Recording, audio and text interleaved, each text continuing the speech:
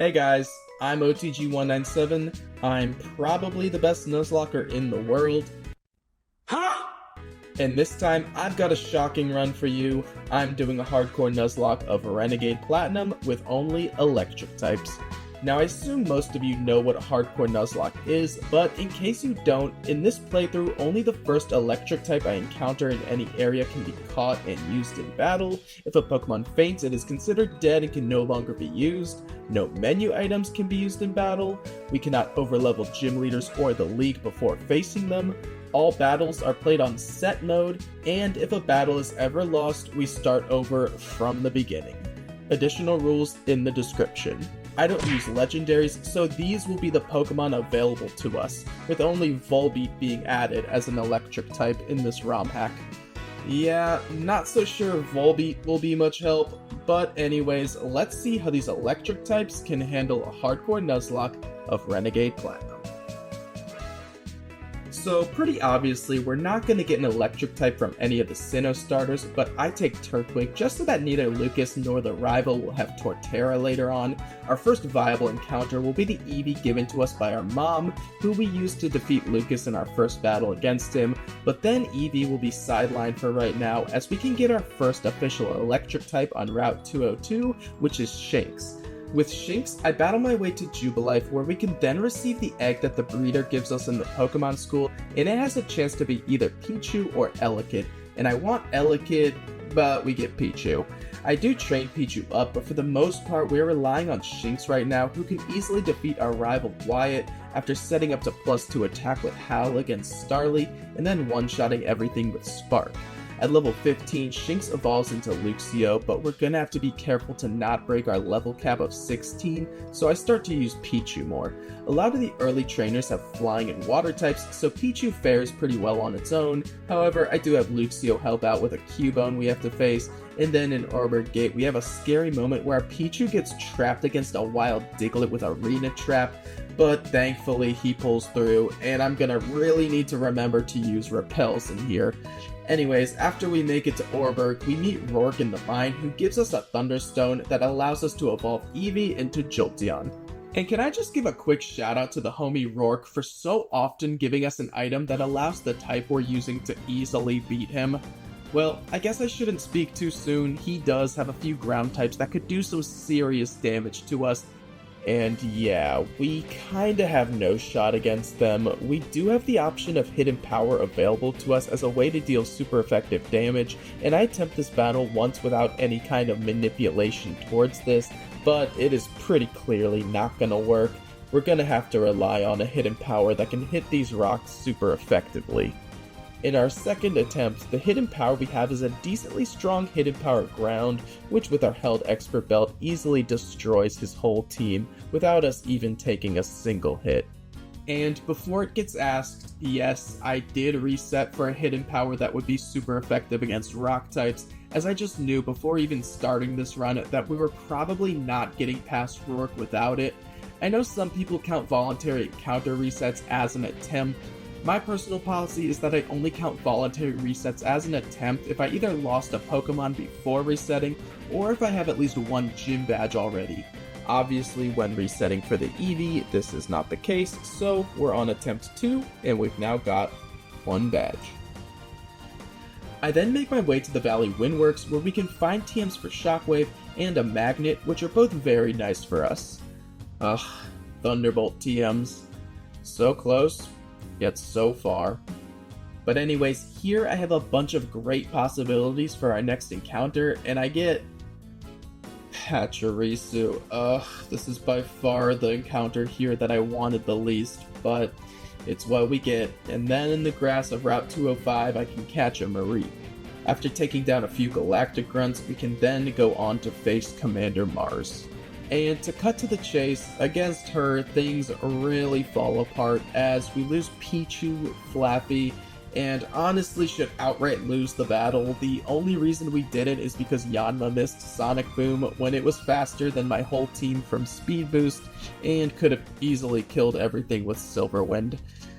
So we do win, but being very dissatisfied with this battle, and honestly not even feeling like this run should still be alive. I decide to reset cause it's still early and I know I can do better. Plus, I also kinda hated my encounters anyways. But in attempt 3, I am feeling a lot better about my team. We got Elekid instead of Pichu in the Jubilife egg, and instead of Pachirisu, we find Magnemite at the Valley Windworks, and then I also realized I can actually guarantee myself a Chinchou by fishing on Route 205 instead of going into the grass, which is what I catch. Now, going into the fight against Mars, we again one-shot Zubat with Shockwave, and then against Perugly, I first intimidated with Luxio, and now that I have the Steel-type Magnemite to pivot around with, I do 3 rounds of switching between these two to get Perugly to -3 attack, as she just misses a bunch of Hypnosises, and Magnemite can take her out with a couple of Shockwaves. Then Yanma goes down to 1 Shockwave, and Bronzor is absolutely free, so this time we get past Mars with no deaths, and I'm feeling pretty good about this run. We then make it to Eterna Forest, where we have to face Cheryl, and she's pretty easy as Elekid handles most of her team, and then Jolteon cleans up against Makuhita. We then get stuck with Cheryl tagging along, and she's too scared to go into the old chateau, but once we get rid of her, we can enter and get ourselves a great new encounter in Rotom, who is so cool to have in an electric run, as this is the only time where we will be allowed to use any of its forms that we want. Then, when we leave the forest, we can catch ourselves a Volbeat, which was given the electric type in this game, and I think this was such a great change from Drayano. Like, why the hell is a Pokemon based on a lightning bug not an electric type? Well, here we can use it, and its bug typing may come in handy for the upcoming grass gym, but it is just a Volbeat. I doubt it will be very useful for the rest of the run. Anyways, we make our way to Eterna City, where I can use the Name Raider to give our team their nicknames. Now, I always do a thing where the first person to comment below what our nickname theme is will be featured in a future video as the rival, so if you know what it is, comment down below. And for those of you who have won this before and are wondering why you aren't the rival in this video, this run was completed over a year ago before I started doing this. Don't worry, I have many finished runs in the pipeline, and your feature will be coming soon. Anyways, we then take a trek out to Mount Coronet, where we need to find the gym leader Gardenia to get her to return to her gym, and once we've done that, we're ready to take her on. So I lead off with Volbeat against her Blossom and set up a substitute as she just tries hitting us with status moves. I take her out with a crit Signal Beam and then grow to level 27, where we learn an incredible move, Tail Glow. In Gen 4, this only boosts special attack by 2 stages, so it's pretty much just nasty plot, but still really good. Anyways, Tangela goes down to another Signal Beam, and even with our Silver Powder, Cherrim lives one thanks to the special defense boost she gets after setting up Sunny Day. Then, as she uses a potion, I set up a Tail Glow, and our sub is broken by her Weather Ball, but Cherrim goes down to another Signal Beam. The Ace Roserade comes in and hits a pretty devastating sludge as our Signal Beam brings it to red, but its Citrus Berry heals it back to the yellow. I then switch to Magnemite on a sludge that we're immune to, and her Magical Leaf does over half as we're not able to finish it with a Mirror Shot, so I switch in Jolteon, who takes it out with Discharge. Then she brings in Grotle, who is gonna go for some scary bulldozes, but Luxio's Intimidate mitigates the threat, and then Rotom, who is immune to the ground move, can clean up. Lastly, she sends in Breloom, who takes under half from our Shockwave, which is +1 thanks to an Omni boost from Ominous Wind, and then Breloom puts us to sleep with Spore. I bring in Luxio to lower its attack as her Bullet Seed thankfully only hits twice and we live at 5 HP. I then bring in Volbeat, who lives 2 Mach Punches and can heal itself up with Moonlight, and then close out the battle with one more Signal Beam. I am so extremely lucky to still have Luxio alive. That was honestly terrible play on my part, but we're moving on with no deaths. 2 badges. After this, I break into the Galactic Hideout, and after obtaining the secret key here, I gain the ability to change Rotom's form, and I choose to go with the flying form, which I think is probably the best one overall. I then take on another Galactic Commander, Jupiter, and my Jolteon one-shots her lead Golbat with a Discharge, but then her scariest Pokemon Skuntank comes in. I figure I don't have anything that will damage it better than Jolteon, so I go for a Discharge as she just sets up a Focus Energy, then another Discharge takes her to her Citrus Berry, and she hits us with Torment.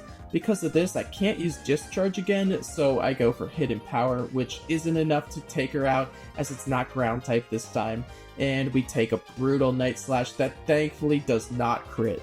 It had a 1 in 4 chance to, so we got really lucky there, but we can then take it out. Sableye comes in and I reduce its attack with Luxio and hit a Spark as we take a knockoff and a Shadow Claw. We then have to switch, so I go to Rotom, who thankfully also does not get crit by the 2 Shadow Claws that it takes, and our 2 Air Slashes knock it out. Taking 3 Shadow Claws where we don't get a crit is extremely lucky for us yet again. I really gotta play cleaner than this, but with Tangela being her last Pokemon, 1 more Air Slash closes out the battle, and we're moving on. After this battle, there is a Porygon left in the hideout, which I've always thought would make a lot of sense as an electric type, but it isn't, so we don't take it, which makes the Porygon sad. Don't worry, buddy, I'll come through here doing a normal type run one of these days. Anyways, next up we're headed for Wayward Cave, where we have quite a bit to do, and oh, I forgot, these dancing guys will block your way if you haven't talked to Cynthia already and gotten the Togepi egg from her. Alright, well now we can get going, and oh my god, yeah, they also won't leave until I've spoken to the bike shop owner that I saved from Team Galactic, so I give him a quick visit, and then we can head out and... Okay, what the else do I have to do here? This part of the game is so annoying. I almost always forget one of the numerous NPCs you have to talk to before the game will let you leave Eterna City.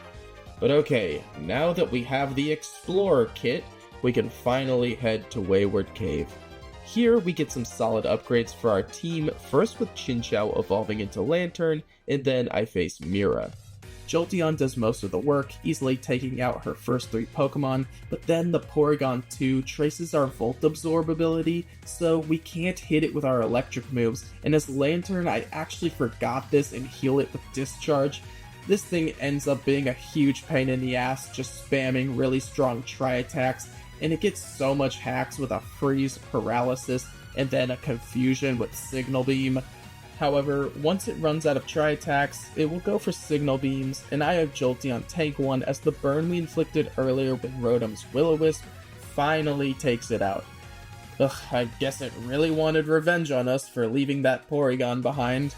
But alright, now that Mira is defeated, we can train up in the cave and get 3 new evolutions, as when they all get to level 30, Elekid evolves to Electabuzz, Magnemite evolves to Magneton, and Luxio evolves into Luxray, and gets the Dark type added to it, which is really cool.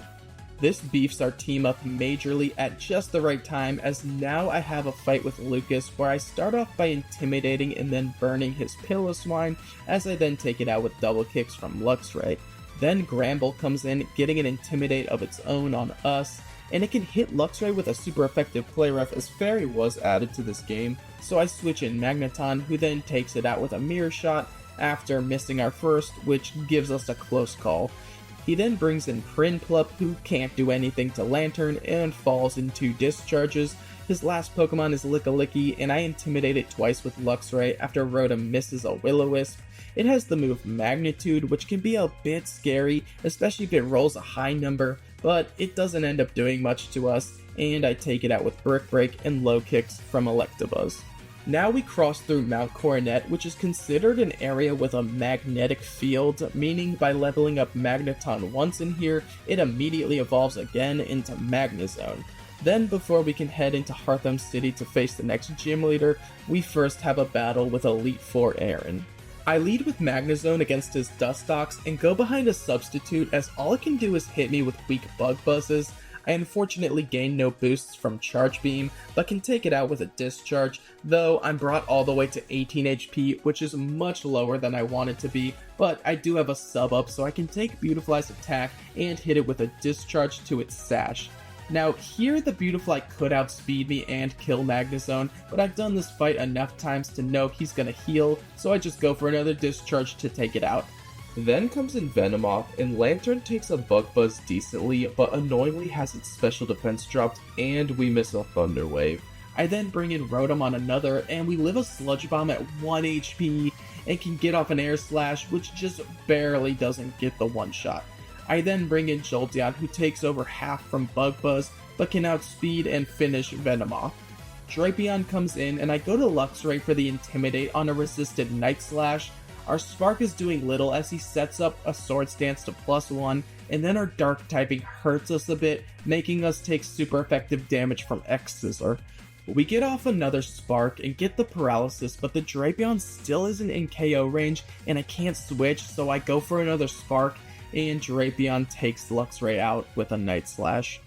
RIP. From there, I finish Drapion with Electabuzz, and Aaron's final Pokemon Scizor comes out. I hit a Thunder Punch for low damage as it sets up Swords Dance, and then we get off another before it obliterates us with +2 X-Scissor. I bring in Jolteon, thinking it might be the only thing that the AI won't see a kill with Bullet Punch on, but it does, and it takes us out, followed by the rest of our team, who all go down to Scizor. Alright, well, the solution here is actually pretty simple. I lead with Magnezone, who is this time playing the role of a screen setter. We get up Light Screen and Reflect, which are extended by our held Light Clay, and then since Magnezone's Steel type will prevent the AI from using Toxic, we can hit a safe switch into Rotom, who goes behind a Substitute and handles the Dustox with 2 Air Slashes. Thanks to Light Screen, our Substitute survives Bug Buzz from Venomoth, and thanks to our held Wise Glasses, we can hit the range for a one-shot with Air Slash. Against Beautifly, we hit it to its sash with Discharge as it breaks our sub, but because Aaron will heal here, we can get up another sub and then take it out with another Discharge. The Drapion comes in and breaks our sub, but I can get off a Will-O-Wisp to greatly hinder it, and then switch to Luxray to further weaken it with Intimidate. I then bring in Magnezone and get up another Reflect before switching into Lantern, who annoyingly takes a lot from a crit, but can finish off the Drapion. The final Scizor comes in, and I get off a Discharge as it hits an X-Scissor. Then I switch to Rotom, who takes very little damage from his attacks thanks to Reflect, and we miss a Will-O-Wisp, but then can hit our second to greatly weaken the Scizor, and from there I can just bring in Electabuzz, who can take it out on the next turn with a Thunder Punch, plus the burn damage, to get us the victory. However, Aaron is really just a prelude to what our true next challenge is, and that will be the Hearthstone City gym leader, Fantina. She leads with a Drifblim that our Jolteon easily one-shots with Discharge, which we then replace as we learn Thunderbolt at level 34. The Dusclops comes in, and here I bring in Electabuzz, who isn't really meant as a counter to Dusclops, but what it can do is bait it into using Will-O-Wisp, which then makes it so that it won't use that move as I switch to Luxray and take it out with a Stab Expert Belt Crunch. In hindsight, I think I should have probably put Substitute on Luxray and set one up against Dusclops, because now our Dark typing prompts in Miss Magius, who was given the Fairy type, and from behind a sub I could have dealt a lot of damage with Luxray, but now I have to switch to Magnezone to tank the incoming Dazzling Gleam. We then take a hard Shadow Ball, but live, and our super effective Flash Cannon, boosted by Metal Coat, can get us the one-shot. Banette then comes in, and I can bring back in Luxray to resist Shadow Claw, and then get another one-shot with Crunch. Then Gengar comes in, and I switch to Lantern, who can tank a few hits and get off a Discharge for solid damage, and then I bring in Jolteon, who takes a Sludge Bomb, and then outspeeds to get the knockout with Extra Sensory. Which is a weird move on Jolteon, but all the evolutions were given it in this game, which I think is pretty cool. Then lastly, she brings in Spiritomb, who only has moves that Luxray resists, so we send him in to soften it up with Crunches, which then gets disabled, so we switch to Spark as Fantina heals, and we're now chipped down to low health, so I switch to Rotom, who finishes the job with 2 Discharges. Honestly, not too bad, though I do think Substitute on Luxray is the right play if we ever do have to fight her again, which we definitely won't, right? Well, either way, we're moving on. 3 badges. Immediately after the gym, I face the rival who is incredibly easy. The only real threat he has against us is Snorlax, but low kick from Electabuzz makes quick work of it. Then our next tough fight comes in the double battle with our rival against Commander Mars and this random old guy. They lead with Wigglytuff and Bronzong as we lead Rotom and Staravia. I've now switched the role of screen setter over to Rotom, as it's going to be very important to have that support in a fight like this where we can get double targeted. As we do this, our teammate's Staravia endeavors the Wigglytuff to low health, which is really helpful, but he falls to 2 Thunderbolts. Then his Monferno comes in and takes out Wigglytuff as I switch in Jolteon. Our newly acquired Shadow Ball TMs come in handy as I can heavily damage the Espeon that comes in, but it lives and takes out the Monferno with Psychic. I then try to take out the Espeon, but it annoyingly gets off Protect for 2 turns in a row as Bronzong hits me with Zen Headbutt and then one-shots our rival's Heracross with another. Finally, I am able to take out the Espeon with another Shadow Ball, and I'm ignoring the Bronzong mainly because its damage output isn't that threatening, and I want to be able to turn this into a 2v1 as quick as I can. I switch in Lantern as the old man brings in his final Raichu, which goes down to a combination of our Scald and the rival's Snorlax's Body Slam, now making this a 2v1. I then put Magnezone behind a substitute as me and the Snorlax chip the Bronzong to death, and then my Discharge takes out both Mars's Octillery and our rival Snorlax, so now we're in a 1v1 against Mars's final Pokemon Toxicroak, and it breaks our sub with Drain Punch, but we hit a strong Discharge that gets the paralysis, and I could definitely outspeed now and take it out, but for some reason I bring in Rotom to do the honors. Not sure why, but whatever. Moving on. After this battle in the Trophy Garden, I can catch a Pikachu, and there really isn't anything too interesting that happens on our way to Veilstone City, so I arrive there and take on the Fighting-type gym leader, Maylene. So she leads Medicham and I lead Luxray for the Intimidate. My Dark typing baits her to high jump kick, which heavily damages her from recoil as I switch to Rotom, who I changed back to its regular form, making it immune with Ghost typing, and I then take it out with a Shadow Ball. She brings in Toxicroak, who goes for Sucker Punch, which lets me get up a freebie Reflect, and then I switch to Jolteon, who one-shots it with Extra Sensory. She then brings in Machamp, and I'm really tempted to switch, though nothing switches that well into it, and I have a Reflect up, so I decide to just attack, and okay, a crit Extra Sensory gets the one-shot. I then do switch to Lantern on Infernape, and we eat 2 close combats before taking it out with a Scald. Lucario then comes in, and thankfully it goes for Aura Sphere, which gives me a free switch to Rotom. I set up Light Screen as Lucario goes for Agility. He can get off a super effective Dark Pulse, but we can take it well thanks to the screen, and we do over half with Thunderbolt. I know we can live another, but I'm weary about taking a crit, so I decide to switch to Volbeat, who takes Lucario's attack very easily, allowing me to set up with Tail Glow, heal back damage taken with Moonlight, and then finally take out her ace. Her last team member is Gallade, who lives our +2 Thunderbolt, but just goes for a useless Reflect, and then easily falls to another Thunderbolt, getting us a solid win. 4 badges. So there's not a whole lot going on between Maylene and our next gym leader, though I make a pretty dumb mistake by not realizing that this NPC here actually gives you the Electorizer, which would give us a massive power upgrade by evolving Electabuzz. But yeah, I didn't realize he had it, and it's actually going to be quite a while before I realize this mistake.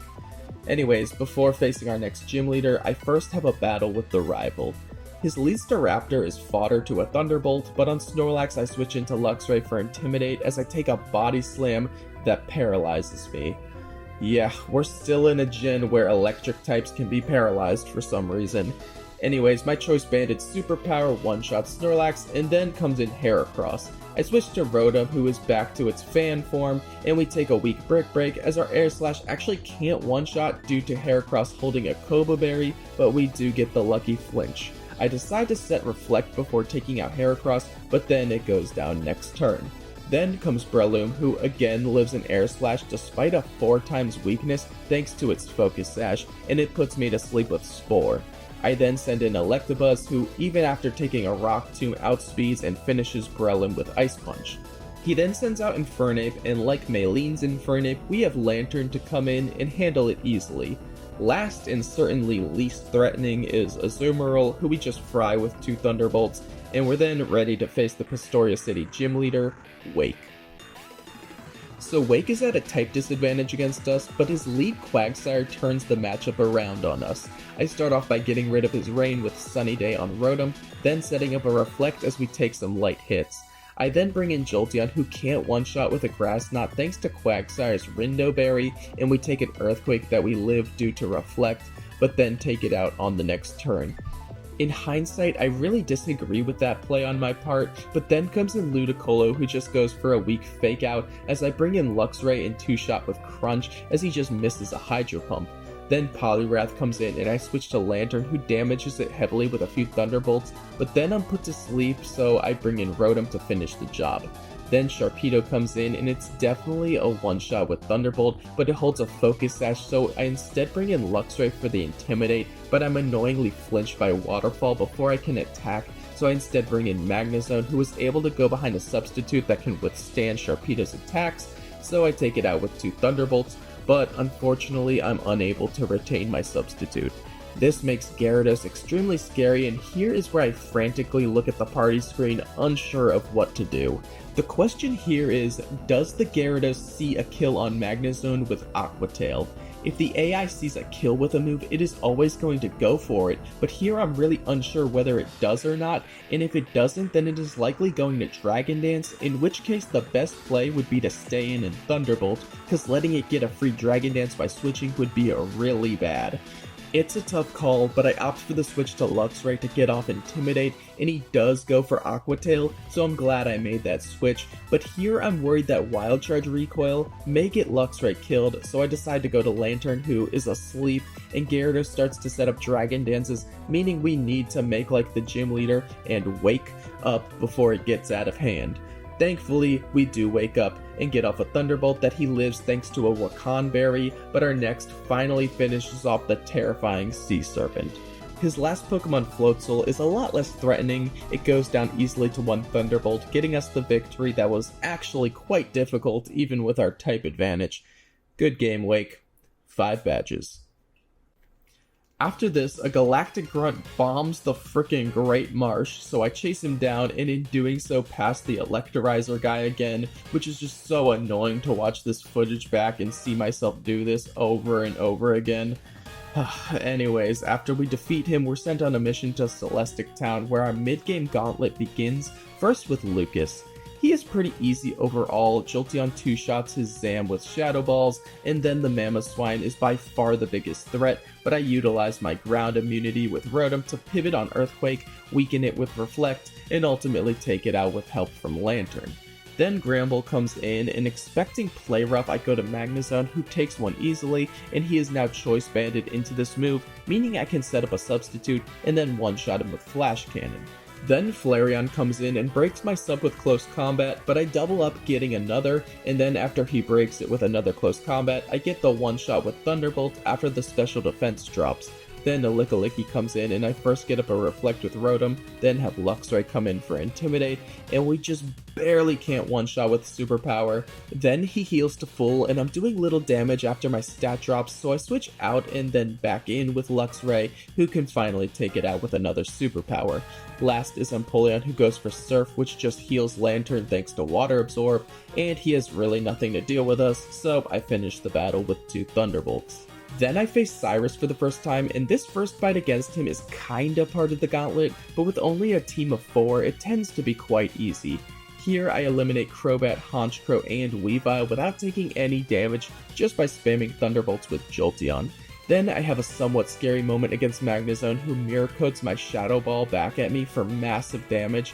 I forgot he had that, but it's no big deal as Electabuzz comes in and takes it out with some Brick Breaks. Then I make my way down to the Pal Park, where I have a fight that always gets me a bit nervous against Duroc. I lead off with Rotom-Fan against his Gallade and one-shot with Air Slash from a lucky crit. Then comes out Entei and I switch to Lantern, who takes a barrage of Stone Edges but takes it out with 2 Surfs. Against Alakazam, I first switch to Rotom and take a strong Psychic as we hit a Thunderbolt for over half. Another Psychic will kill me with a crit, so I go into Jolteon, who lives Psychic and takes it out on the next turn with a Shadow Ball.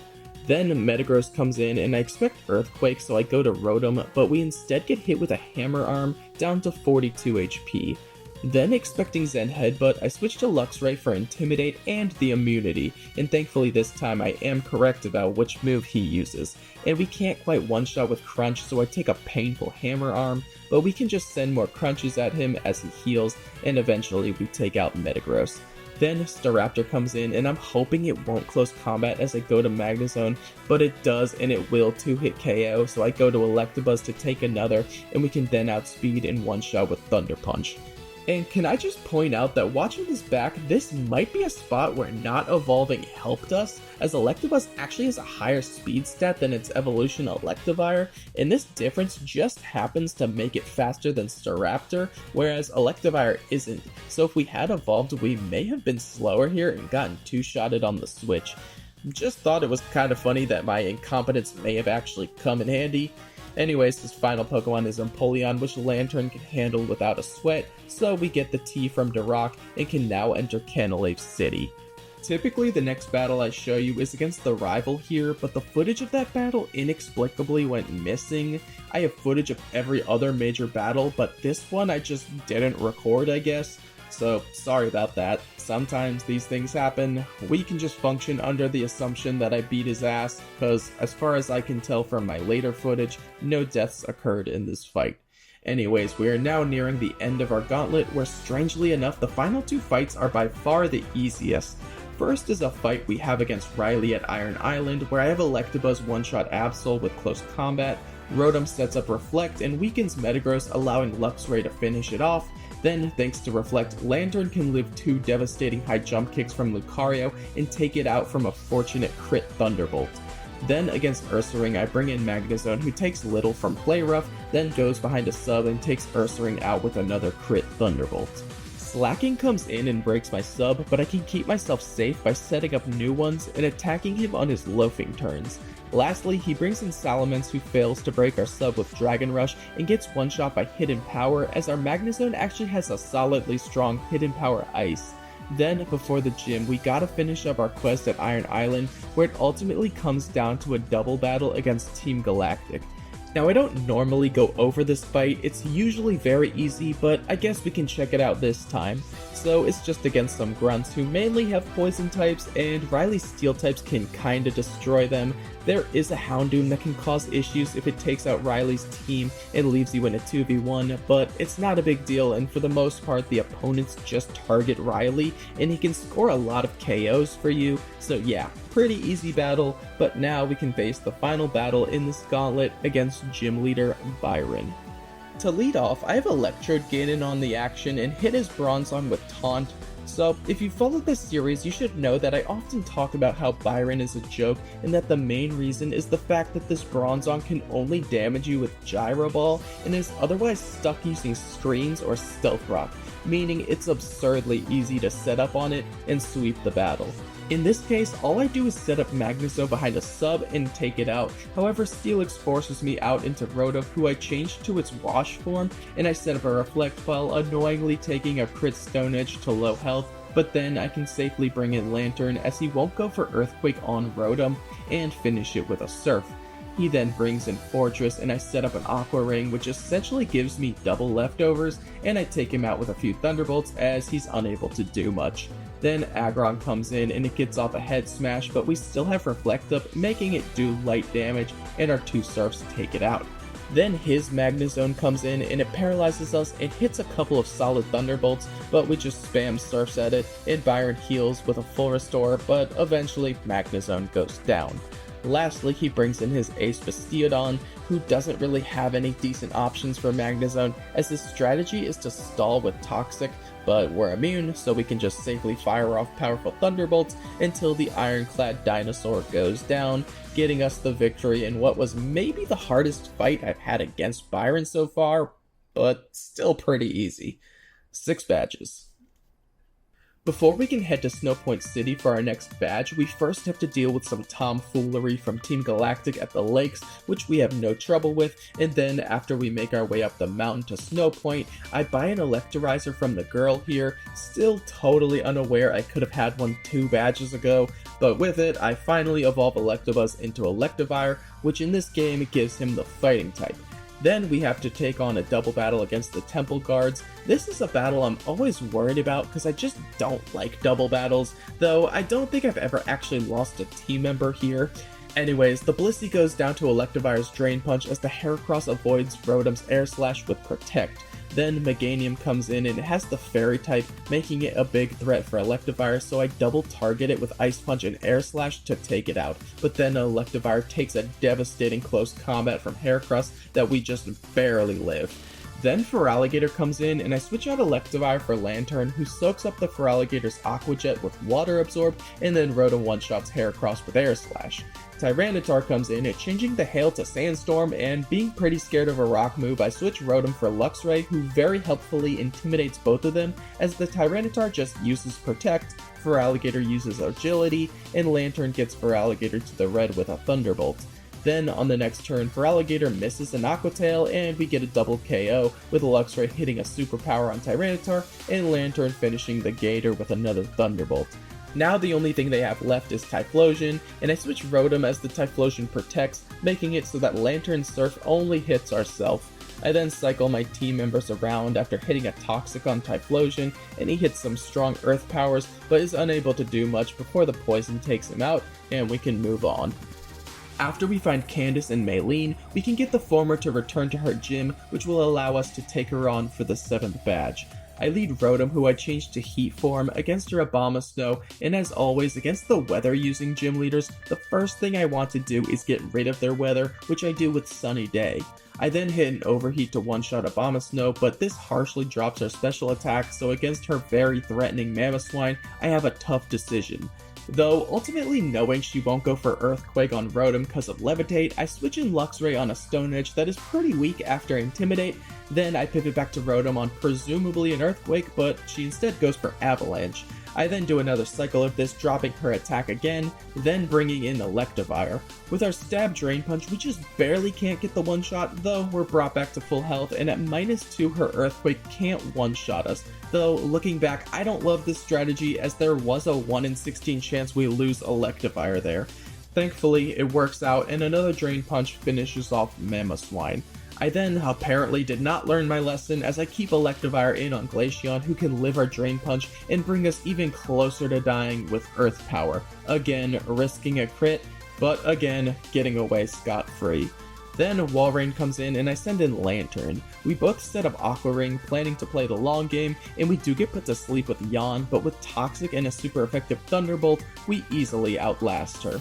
However, Froslass comes in, hitting us with an Attract, but after we wake up, we can break through it and hit her with a Toxic. I then bring in Jolteon, who takes a hard Shadow Ball for just under half, but then I fire back with my own Shadow Ball to take her out. Her final Pokemon is Weavile, so I bring in Luxray for the Intimidate and to tank a Crunch, which annoyingly drops our defense, so I go to Magnezone as she gets to +1 with Swords Dance. I hit her with a Thunderbolt after taking over half from Crunch. I did this over Flash Cannon because she has a Sash anyways, and I thought maybe I could paralyze her, but then I bring back in Luxray to reduce her attack back to neutral. Finally, I send in Lantern on an Icicle Crash, which misses, making it so that we can easily tank a Crunch and finish off the battle with one last Thunderbolt. Got a little scary at the end, but our teamwork prevailed. 7 badges. After defeating Candace is where we infiltrate the Galactic Hideout, and this section of the game is never too difficult. There is a fight with Cyrus where Jolteon easily takes out his Crobat and Honchkrow, then Weavile comes out and gets in some good hits, but goes down to Lantern's Thunderbolts. Lantern Surf can't quite one-shot Houndoom, but then I bring in Electivire to finish it off, and then end the battle with an Earthquake on Magnezone. The real challenge now comes as we chase Team Galactic out to Spear Pillar, where we now have to face the infamous 12v12 double battle. We start out with an immediate one-shot on right Crobat with Jolteon's Thunderbolt, and then take out Bronzong with 2 Shadow Balls after taking decent damage from its Earthquake. Their Electivire comes in, and as I said before, it has the fighting type, so Extrasensory almost takes it out, but not quite, and then we take a devastating cross chop that we live by the skin of our teeth. I really don't like that play on my part, but then I bring in Rotom on a pair of resisted attacks as our rival finally takes out the left Crobat. I then missed 95% accurate air slash, letting Electivire kill our rival's Snorlax, but then I hit my next to take it out, and our rival's Azumarill one-shots Gastrodon with a crit Play Rough. Another air slash easily one-shots Tangrowth, but then the Galactic Commanders fire back with a one-hit KO Gunk Shot on the rival's Azumarill, and another takes out his Staraptor. But thankfully they aren't targeting me, so I can switch in Magnezone and go behind a sub safely, and then the rival takes out Perugly as I take out Skuntank with 2 Thunderbolts. The rival's Infernape goes down, and soon after his Heracross is one-shot by Yanmega before I one-shot it back with a Thunderbolt. Then I'm put into a tricky spot as the rival's final Pokemon Breloom goes down, leaving us on the wrong side of a 2v1 with our Lantern severely crippled. Intimidate support from Luxray helps us mitigate the double targeting as I bring in Electivire, and then gain back most of my health by taking out Kangaskhan with Drain Punch. This makes it a 1v1 as an Earthquake finishes off Sableye, and then I switch to Luxray on their last Pokemon Bronzong and finish the battle with 2 crunches, getting us by one of the hardest fights in the game with no deaths. Alright, but our work's not done yet. We then chase Cyrus into the Distortion World, and despite doing this puzzle dozens of times already, I'm still terrible at it and get lost, but eventually I make my way to our final battle against Cyrus. In the initial battle against Dialga and Palkia, I lead with Magnezone and Electivire, and the goal here is to get them both to target Magnezone with Earth Power as I switch to Rotom and effectively waste their turn as Electivire lands a Drain Punch on Dialga for massive damage. He then finishes Dialga and chips Palkia with an Earthquake as Rotom sets up Light Screen to weaken Palkia's attacks. I switch to Lantern on an Earth Power that does under half thanks to Light Screen as Rotom hits a Thunderbolt, and then on the next turn we finish off Palkia with a Thunderbolt from both team members. Always thrilled to get past those two with no deaths, but now we must face Cyrus's main team before we can get out of here unscathed. He leads with Crobat as I lead Magnezone, giving us a great head-to-head and letting me get up a substitute before taking it out with Thunderbolt. Then comes in Houndoom, who I'm able to hit hard with another Thunderbolt as he removes our sub, but I then switch to Lantern and take it out with Surf. Against Honchkrow, I stay in to take a Brave Bird and one-shot it with Thunderbolt. Then comes in Gyarados, and I switch to Rotom Fan, who takes a harsh Stone Edge, which I definitely wouldn't have brought him in against if I knew it was coming, but thankfully this bad play goes unpunished with no crit, and I then one-shot Gyarados with, you guessed it, a Thunderbolt. Then Weavile poses a big threat on us, and I switch to Luxray to drop its attack as it goes for a resisted feint attack, and I could hit it hard with Superpower, but it will live from its Focus Sash, and if it were to get to +1 with Swords Dance and I drop my defense, we will be in a really bad spot. I instead go for Strength, which I was forced to give to someone for the Distortion World puzzle, and as expected Weavile sets up a Swords Dance, making the incoming Icicle Crash incredibly scary, but we live it and thankfully do not get flinched, letting us get off a superpower to take out the Weavile. We're not in the clear yet though, as he still has a Magnezone and... Okay, actually we're definitely in the clear. Electivire resists all of its attacks and easily one-shots it with 4 times effective Earthquake. We got super lucky in some spots, but we can now move on from the gauntlet with no deaths, which is always a massive relief. Now we head for Sunny Shore and... I always forget about this dude who blocks the path, so I go and talk to Rowan, and for some reason that makes him leave, so now we head for Sunny Shore. But before getting there, I can catch a Flaffy in the grass, and then we can finally have our Electric-type showdown with the final gym leader, Volkner. We lead Lantern against his Jolteon, and he starts off by paralyzing us, which it's so stupid that electric types can be paralyzed, but we return the favor with a Toxic, and then I switch to Rotom, who was unaffected by Thunderbolt due to its Motor Drive ability. Great change, Drayano. And then I set up a Light Screen and Reflect as it does little damage to us, and eventually I finish it off with my own Jolteon. He brings in Electivire, and knowing EQ is coming, I switch back to Rotom, and then I'm surprisingly outsped, taking an Ice Punch to around half as we hit an Air Slash for half. I then switch to Luxray to drop its attack, then to Jolteon on the Stab Close Combat, which we take well with Reflect still up, and then I take it out with Extra Sensory. Raichu comes in and I switch to Electivire, who takes 2 Focus Blasts, cause of course he didn't miss either, and then Raichu gets one shot by our Earthquake. He then sends in Rotom Heat, who hits an Overheat as I switch to Lantern, His white herb negates the special attack drop, and then we take a Thunderbolt as we nearly one-shot it with Surf. I then switch to Luxray, who takes next to nothing from Shadow Ball, and on the next turn we get burnt by Will-O-Wisp, but Rotom goes down to our Crunch. Then Rotom Wash comes in, and I switch to Lantern on a Hydro Pump that unfortunately misses, because it would have healed us with Water Absorb, but we do poison it with Toxic, and then pivot from Luxray back into Lantern, and this time we do get healed from Rotom's Hydro Pump. Then it starts going for Thunderbolts, which gives me the opportunity to heal with Jolteon's Volt Absorb, and then take out the second Rotom with a Thunderbolt. His last Pokemon is his Luxray, and with most members of my team heavily damaged, I bring in Magnezone on its Crunch, which unfortunately crits and one-shots us. Ugh. That is a brutal loss, but this does allow me to bring in Electivire, who can one-shot it with Drain Punch, thanks to Luxray's added Dark type. Man, it really sucks to lose Magnezone. I think the right play may have been bringing in our own Luxray for an Intimidate drop, though the crit probably kills us regardless. His Luxray is Choice Banded after all. Either way, no sense crying over spilt milk. 8 badges. Before heading to the league, as always, I take on the optional battle with Dahlia, and I don't want to spend too much time on this, but Rotom handles her Blaziken after barely living its +2 Blaze Kick at 4 HP. Then I set up Lantern with Aqua Ring as we take out Dusknoir with some T-Bolts. However, Ludicolo forces me out into Electivire, who 2-shots it with Drain Punch.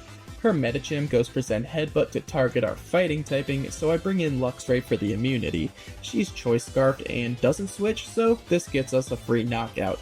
Togekiss is another easy knockout with a Thunderbolt from Jolteon, and then finally, she makes me super jealous with her Zapdos. I really like this Mon, I wish I could use it, but anyways, it has all not very effective moves against our Ampharos, so we can just sit there and spam Thunderbolt until it goes down. Now, in Victory Road is where I usually expect to take a couple deaths. It's a really brutal gauntlet, and I've kind of flip-flopped with my approach to it. Most of the time, I opt to use my more expendable members that I don't plan to use in the league, which lets me prevent any deaths to my main party. Because these are generally my weaker team members, this almost always assures that we will take at least a few deaths in Victory Road, but alternatively, there's the school of thought that if I use my best team members, I could potentially prevent any deaths from happening at all. In this case, I actually opt to use my league team through Victory Road, and to my surprise, we do make it all the way through without suffering any deaths, including the final battle with Lucas, where we have no problems. However, when we do finally make it to the league, we first have a battle with the rival, who could pose a pretty big threat with his final team. I lead with Luxray to both intimidate Staraptor and bait it into close combat as I switch to Rotom. He's choice locked, so I take the opportunity to set up Reflect, then take it out with T-Bolt. Then comes in Snorlax, who is his team member that I'm most scared of. I try to deal with it by poisoning it with Lantern and dropping its attack with switches to Luxray as he continuously attempts to raise it with Curse. He eventually starts using Slack Off as I get in Rotom just in time to set up another Reflect, but as I do that, he goes for a Body Slam that crits through our screen and one-shots Rotom. Ugh. Yeah, I was really scared of that happening, but now I can finish it off with a Thunderbolt from Jolteon. Then 2 more take out Heracross as we take a Mega Horn, which we take well with our Reflect still up, and then another 2 Thunderbolts take out Infernape while we take a close combat. I then bring in Electivire on a resisted Stone Edge from Breloom, and we just barely can't one-shot it with Ice Punch, but it just tries to put us to sleep with Spore, which our Vital Spirit ability makes us immune to. The rival heals Breloom so it can live our Drain Punch, and then switches straight to Azumarill, who takes little from Ice Punch, but gets obliterated by Wild Charge, and then one more Ice Punch finishes off the Breloom and the battle. Man, definitely not thrilled losing Rotom, as I wanted him on our league team, but either way, we can now go ahead and face them for the first time. Against Aaron, I get the Masquerain-led team, and I lead with Volbeat. I set up a Tail Glow and then Baton Pass it to Jolteon, who takes decent damage from Hydro Pump, but I can then get 4 easy knockouts on Masquerain, Drapion, Heracross, and Scizor. I'm weary to stay in on Beautifly as it has a focus sash and might KO us with Bug Buzz, so I instead use Lantern and Electivire to deal with it, and then Dustox is annoying, setting up Light Screen and healing our Thunderbolts with Moonlight, but eventually Electivire finishes it off as well, moving us on to Bertha. I'm obviously quite worried about this ground type specialist, and man, would it be nice to have a flying type right now. But anyways, I get one of her Tyranitar led teams and start off by switching Luxray in and out a few times to drop its attack as we take Earthquakes both times that we can live at just 10 HP. I switch around some more, trying to find a good entry point for Electivire, and after chipping it down, Bertha will heal, which is where I bring him in, and then despite it holding Choice Scarf, we still outspeed and one-shot with Drain Punch. Then Dugtrio comes in and no one on my team can take its incoming Earthquake, so I just pray that Electivire will outspeed. It doesn't, and we get one shot by it. RIP. This lets me get in Jolteon, who one-shots it with a Choice Specs Grass Knot, and then does the same to Swampert, Mamoswine. Claydol surprisingly is a one-shot, and then unsurprisingly Rhyperior is as well. Maybe I should have just had Jolteon take out Tyranitar and then sweep the rest of her team. Either way, with 5 remaining members, we move on to Flint. Here is where Lantern can put in a lot of work. I get into a bit of a weather war with his lead Rapidash as he tries establishing Sun and I try establishing Rain. With Toxic, I can eventually prompt him to heal, allowing me to one-shot with Surf and keep my Rain up. Another Surf one-shot Steelix, and with leftovers plus Aqua Ring, I am quickly gaining my health back. Magmortar comes in and sets up to use Solar Beam, and surprisingly our Surf does not one-shot it, so it's able to get off a weakened Solar Beam in the Rain and goes down to its own Life Orb. Then comes in Lopunny, who misses its first high jump kick, doing a lot of damage to itself, but then hits its next, doing a lot of damage before we take it out with another Surf. Then Infernape comes in and I just don't see any good switches, so I stay in hoping to live close combat, but it does take us out, losing us another team member. Great job, Lantern. RIP. I then bring in Jolteon, which in hindsight I think I should have done on the last turn. It could likely live close combat in one shot after the defense drops, but either way, with Extrasensory, Infernape goes down, and then Crunch Spam from Luxray can deal with his final Pokemon Drifblim, even after we get burnt, and so we can now move on to the final Elite Four member before the champion, Lucian. We have a Dark and Bug type still alive, so I think we might be okay here against his Psychic types.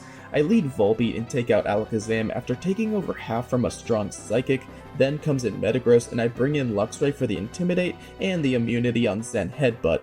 Our Crunch can't quite one-shot, so we take a pretty hard-hitting Earthquake before taking it out with another Crunch. Gardevoir comes in, and its Fairy type will make Crunch only a neutral hit, but I actually can't even outspeed it, and Luxray goes down to an Aura Sphere. RIP. I then bring in Jolteon, who can only two-shot it with Shadow Ball, even with Choice Specs, and we take a Moonblast that annoyingly drops our special attack before we finish Gardevoir with one more Shadow Ball. Against Executor, I bring in Ampharos, who takes 2 strong Psychics and gets off a Dragon Pulse, but because we're slower, I'm forced to switch to Jolteon, who lives another Psychic in the red and can then get another KO with Shadow Ball. Against Gallade, I decide to sack Ampharos and then desperately see if I can get up a Tail Glow with Volbeat, but it is to no avail as we just go down to a Psycho Cut, and then Jolteon is unable to kill it with Shadow Ball, so he also goes down to a Psycho Cut. Ending run number 4. RIP to all 3. Well, before I get another run going, I suffer 2 resets to Commander Mars, one where I lose Chinchou and Luxio and choose to reset, the other where I just outright lose. This battle is actually pretty hard if I don't encounter Magnemite. On my next run I do, and I get by her, but then I lose Jolteon to Commander Jupiter and choose to reset again. I just feel like that's way too early to lose such an important team member. But alright, run 8 is where we get back on our feet, and this run is where I make 2 important changes. The first is realizing I'm an idiot and actually getting Electivire before Wake instead of waiting to get to Snowpoint City. Having him through the sections I didn't use him in last time made them quite a lot easier. And the second is realizing that I was neglecting to use one of the best Pokemon we have on our team, Volbeat. Now, what is there to say about Volbeat? I mean, it's kinda goofy looking, has the name of a band that sucks, gets no bitches, and it is a terrible Pokemon in the vanilla games.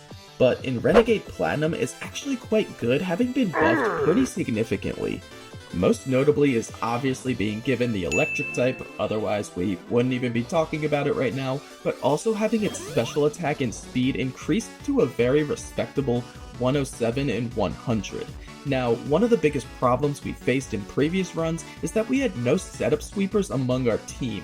While we had some great team members, this forced us to be in a battle of attrition in pretty much every major fight, resulting in unnecessary deaths. With Tailglow on Volbeat, we can simplify a lot of battles down to just getting it into a good spot to click Tailglow, and then pretty much auto-winning from there, greatly reducing the amount of risks we take over the course of the run. Volbeat's less than stellar reputation is definitely why I overlooked it, but I will not be underestimating this bug moving forward. With its help, we make it back to the league in Run 8, beat Dark and his stupid Snorlax's ass, and this time I notably still have Magnezone and Rotom alive. Against Aaron, Volbeat immediately shows his might by setting up a Tailglow on Venomoth, who goes for double team, and we miss a Thunderbolt but then hit the next one for a one-shot, and then 5 more Thunderbolts gets us through the battle without a sweat. Next we have Bertha, and I start off by burning her Hippowdon with Rotom, and then setting up a Reflect and getting rid of her Sand with Rain Dance. I then go to Lantern, who takes it out with Surf, followed by Donphan, who with Sand Veil had a chance to avoid our attack if we didn't get rid of the sand, making Rain Dance important on Rotom. Then Golem can live our Surf because of its Focus Sash, but we take its Earthquake well with our Reflect still being up. Bertha heals Golem, and I take the opportunity to set up Aqua Ring and then take it out with another Surf. Rhyperior then locks itself into Earthquake with her Choice Band as I go to Rotom to weaken it with Will-O-Wisp and set up a new Reflect. I then go to Volbeat, who takes good damage from Stealth Rock and the Earthquake, but then finishes it with Giga Drain, followed by a one-shot on Whiscash after getting up a Tailglow, which then gives us a 2-shot for the win on her final Pokemon Gliscor. Then I get the same Rapidash-led team against Flint, and I have Lantern again take the lead to deal with Rapidash, Steelix, and Magmortar the same way I did last time, though this time I'm annoyingly paralyzed by Magmortar's Thunderbolt, and then forced to switch on Lopunny, who I take out with Electivire.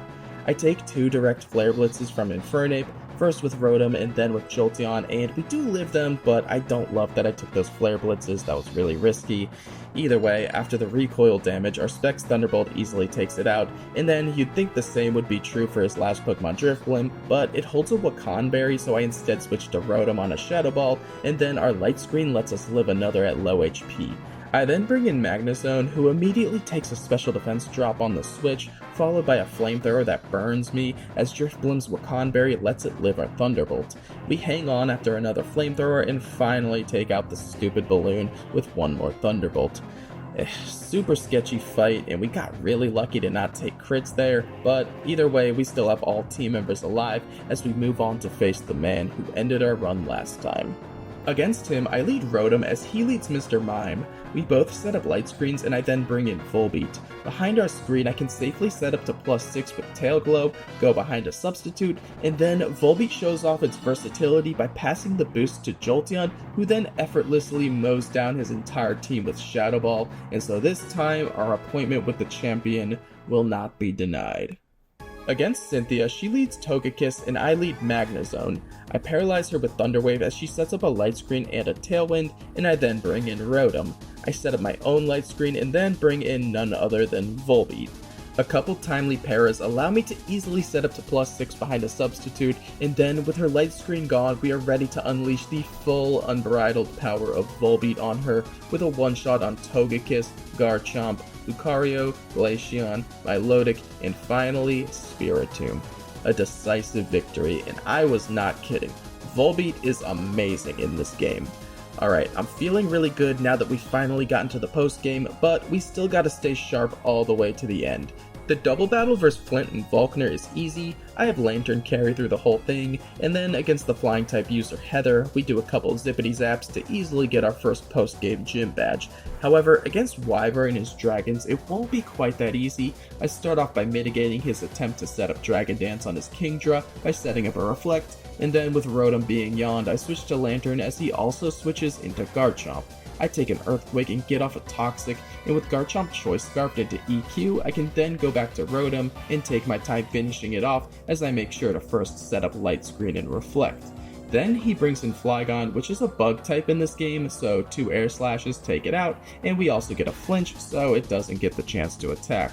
Then he brings in Dragonite, and I take 2 Outrages while chipping it a bit and re-establishing Reflect, and then I bring in Magnezone, who finishes it off while behind a Substitute.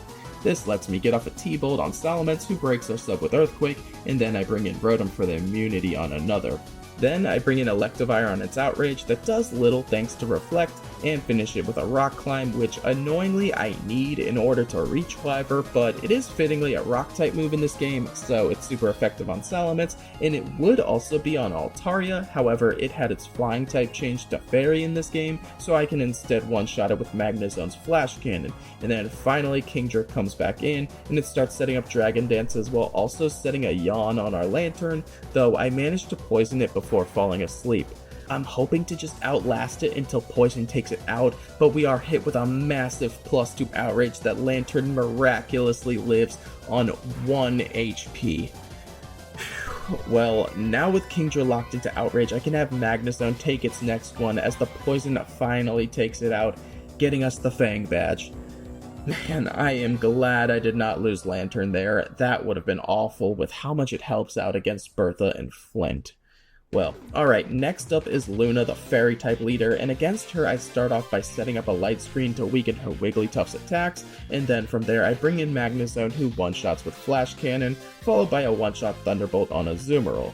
Clefable just sets up Reflect as 2 more Flash Cannons take it and Granbull out in 1 hit, while also healing back a lot of our health with Shell Bell. Gardevoir's Aura Sphere does little damage with our Light Screen still up, and it also goes down to a Flash Cannon, and then against her final Pokemon Mawile, we can safely attack it from behind Substitutes to close out an easy battle and get us the Moon Badge.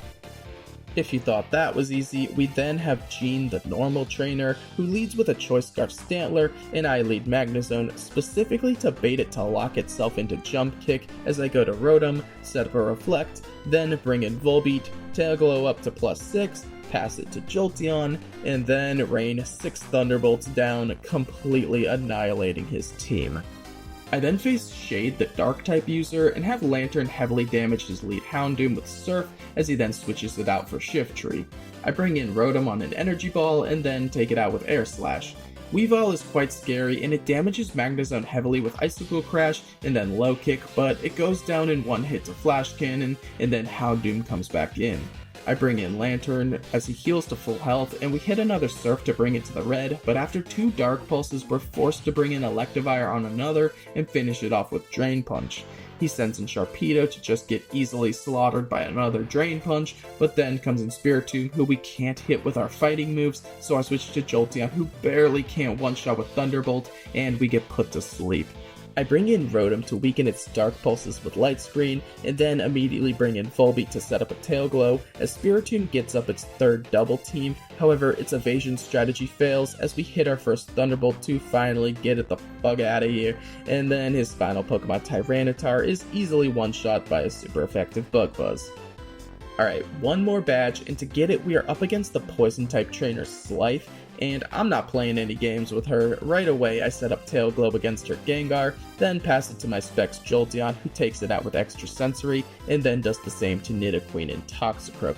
We are actually outsped by Crobat and take a Cross Poison before taking it out, and yeah, that was a really bad play. I'm kinda used to Jolteon just being faster than everything, and my negligence almost really cost me there, as that is a boosted crit rate move I just willingly took when I have an immunity to it in the back. However, this thankfully goes unpunished.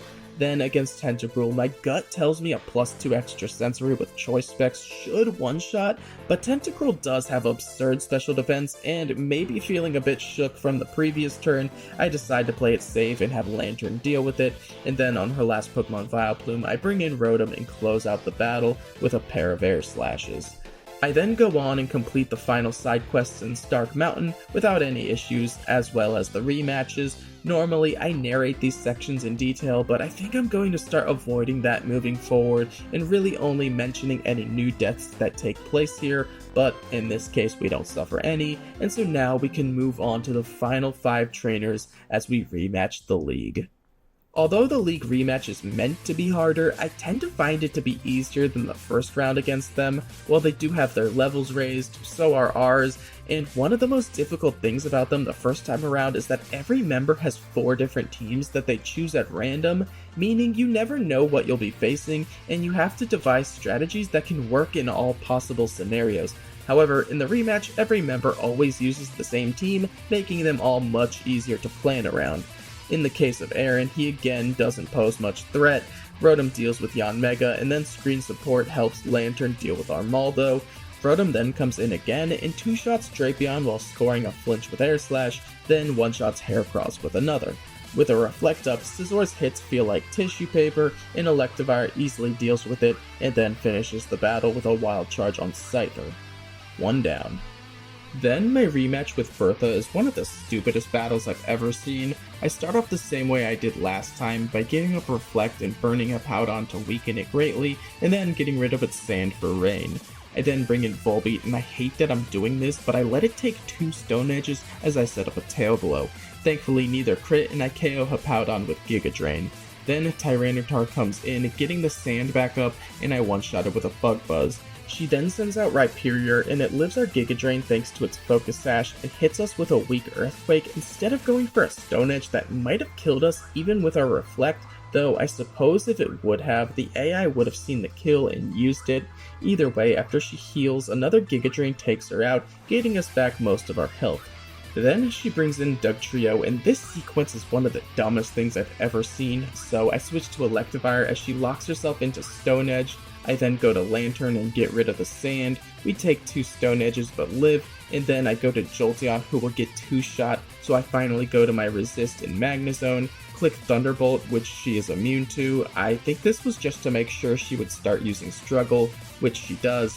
I then go into Rotom, who almost dies because of Stealth Rock, then go to Volbeat, who also almost dies from Stealth Rock damage and Struggle hits as I set up Tail Glow, but then from recoil damage, Dugtrio was brought into healing range, so I set up another Tail Glow. I don't even know why I would need another, and then finally I outspeed and one-shot it with Giga Drain. And wow, that was just so bad. I one-shot Swampert with Giga Drain even through its Rindo Berry. That might be why I thought I needed +4, but I just risked dying to crit like 5 separate times there, and against a crit boosted move no less. Completely unnecessary, and I'm like vomiting in post-production watching this, but again, my luck prevails, and we go unpunished as I finish up the battle with a +4 Giga Drain on Gliscor. Alright, terrible play aside, the ground types are out of the way, and we've got just 3 battles left. Time to lock in. Against Flint, I lead Lantern, whose main job is to get rid of the Sun against Ninetales, but after taking some hits and having my special attack lowered, I bring in Rotom, who gets put to sleep.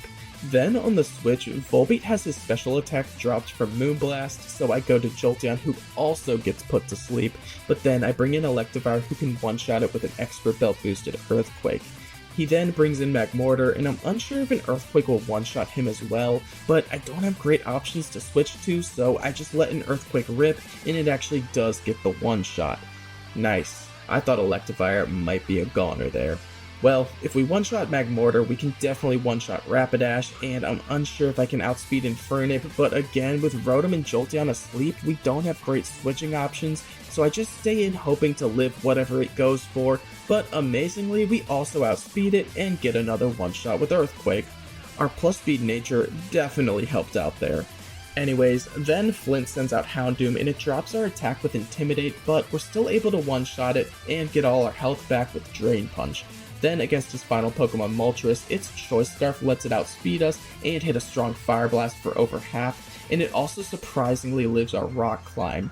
I know we are at -1 attack, but I thought for sure being 4 times effective with Expert Belt would get us the one-shot anyways, but it's not a big deal as Lantern can just come in and handle it easily.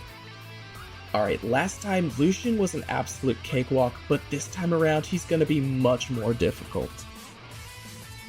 Alright, I'm playing. Once again, I just set up some tail glows, pass them to Jolteon, click some Shadow Balls, bada bing bada boom, we're on to the champion. So in her rematch, Cynthia always leads Spiritomb, and in past runs I've typically been able to just set up on this thing and win, which is what I try to do here. I get up 2 tail glows as she sets up Calm Minds, and we're unable to one-shot it as we take a pretty strong Dark Pulse, but then take it out with 2 more Thunderbolts after she heals. But alright, we should have a sweep here. But no, actually Garchomp is Choice Scarfed this time and takes us out with Stone Edge. Okay, I completely overlooked that. Damn, that's my fault. R.I.P. Volbeat, you were amazing. Alright, well, I bring in Magnezone on what is usually a terrible matchup, but with it locked into Stone Edge, I can easily handle it with Flash Cannons and get behind a substitute. She sends in Lucario and it breaks our sub, but I'm able to take it to the red with a T-Bolt. I then switch to Rotom as she heals and weaken its physical moves with Reflect, then 2-shot with some Thunderbolts. I then set up Light Screen on my Milotic as it does exactly half of our remaining HP with Ice Beam, so I then go to Lantern who can very easily wall it, but it hits us with Attract and gets a Freeze with Ice Beam, making us unable to move for a long time, but we are able to just sit there and eventually fire off some Thunderbolts to take care of it.